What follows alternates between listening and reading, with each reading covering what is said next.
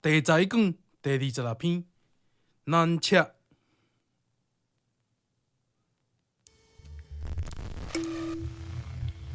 所会讲的，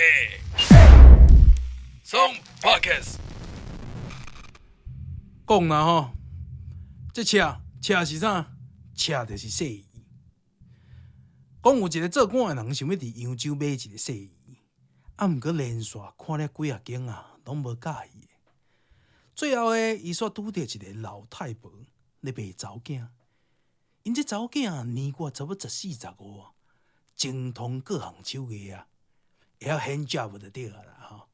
生做阁真水，就安尼呢，即个做官的就开了重金甲买转去。到了暗时，两个人上眠床要困的时阵，这官绅啊摸迄个少女的皮肤，非常的光泽，敢若亲像摸着油共款啊，迄款的幼稚啊。伊就足欢喜哦，连伊就去摸即个少女的下身啊，煞发觉伊是查甫的。伊带一条啊，连伊就讲是发生什么代志啊？原来这老太婆啊，买这俊美的查甫囡仔，那个假做变做是少女，适合圈套来骗人。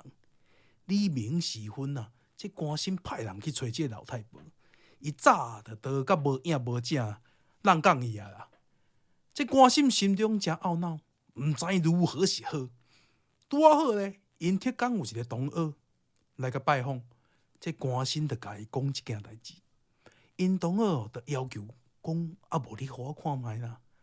不料一见面啊，10分的欢喜，就用原价买下带走了。这蒲公英讲啊，若会当拄着知音，就算讲摕南美迄款的美女嘛无爱换。迄个老太婆实在有够无知的，何必无假牙高语啊，也假啦，甲这查甫假做是查某咧。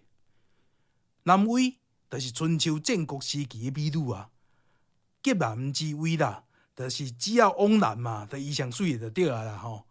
这建国的大王哦，甲娶了3个月无上朝啊，拢无上班啊，拢人厝内底咧瞓就对啊啦吼。是讲这3个月后，阁爱阁等10个月呢。